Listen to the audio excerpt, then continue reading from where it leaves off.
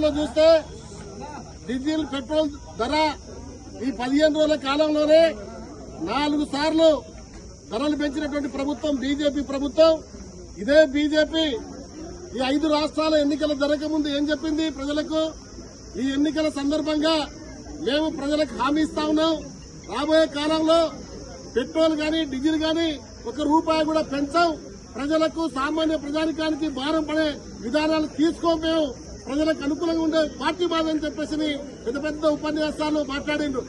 ఆ రోజే కాంగ్రెస్ పార్టీ రాహుల్ గాంధీ గారు చెప్పిండ్రు, ఖార్గే గారు చెప్పిండ్రు, ఈ ఎన్నికలు అయిపోగానే ఈ పెట్రోల్ డీజిల్ భారం ప్రజల మీద మోపపోతా ఉన్నారు, జాగ్రత్తగా ఉండాలి ప్రజలని చెప్పేసి హెచ్చరిక చేయడం కూడా జరిగింది. ఏ విధంగా అయితే కాంగ్రెస్ పార్టీ పెద్దలు చెప్పిండ్రో అదే పద్దతిలో 15 రోజులు కాకముందే 4 సార్లు ప్రజల మీద భారాలు మోపి ఒకేసారి ₹7.50 పెంచినటువంటి భారం ప్రజల మీద చాలా పెద్ద ఎత్తున పడతా ఉన్నది. ఈ డీజిల్ పెట్రోల్ ధర పెరిగితే మనకేమొచ్చింది అని చెప్పి అనుకోవచ్చు చాలా మంది. కూరగాయల ధరలు పెరుగుతాయి, పప్పు ధాన్యాల ధరలు పెరుగుతాయి, నిత్యావసర వస్తువుల ధరలు విపరీతంగా పెరుగుతుంది. పాలు కానుంచి మొదలుకుంటే ఉప్పు వరకు కూడా ఈ ధరలు విపరీతమైనటువంటి పేదవాళ్ళ మీద పడే పరిస్థితి ఉన్నది. అందుకనే కాంగ్రెస్ పార్టీగా ఈ ప్రభుత్వంలో తెలంగాణ రాష్ట్రంలో ప్రజానికాన్ని కాపాడాలి అంటే, తలసరి ఆదాయం పెరగాలి అంటే ఖచ్చితంగా పెంచినటువంటి ఈ డీజిల్ పెట్రోల్ ధరలు ఉపసంహరించుకోవాలని చెప్పేసి ఈ రోజు షాద్నగర్ కాంగ్రెస్ పార్టీ ఆధ్వర్యంలో ఈ ధర్నా కార్యక్రమం, అట్లాగే ఆర్డీఓ గారికి మెమోరాండం కార్యక్రమం సమర్పించడానికి వచ్చినాం.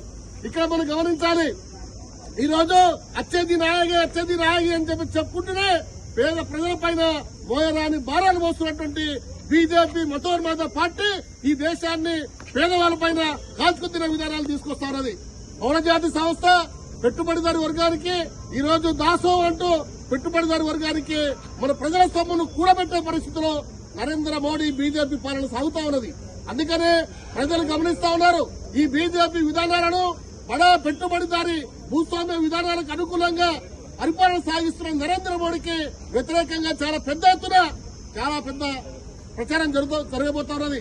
మీరు చూస్తే సుప్రీంకోర్టు ఒక జడ్జి నిరుద్యోగులను హేళన చేస్తూ మాట్లాడేటువంటి సందర్భంగా ఒక నిరుద్యోగి ఎక్కడో అమెరికాలో ఉన్నటువంటి అతను ఈ బీజేపీ విధానాలను వ్యతిరేకించిందంటే కోట్ల మంది ఈ రోజు ఆ కాంగ్రెస్ జనతా పార్టీకి పెద్ద ఎత్తున మద్దతు తెలుపుతున్నటువంటి పరిస్థితి మీరు చూస్తున్నారు.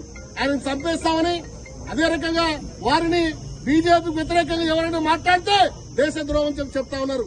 ఇలాంటి పరిపాలన విధానాన్ని బీజేపీ ఉపసంహరించుకోకపోతే యువతులు పెద్ద ఎత్తున ఈ ప్రభుత్వానికి పాడగట్టే రోజులు దగ్గరలోనే వస్తా ఉన్నాయి. అందుకని ఈ ప్రభుత్వ విధానాలను వ్యతిరేకిస్తూ కాంగ్రెస్ పార్టీ ఆధ్వర్యంలో పాల్గొన్న మనకందరికీ ధన్యవాదాలు తెలియజేస్తూ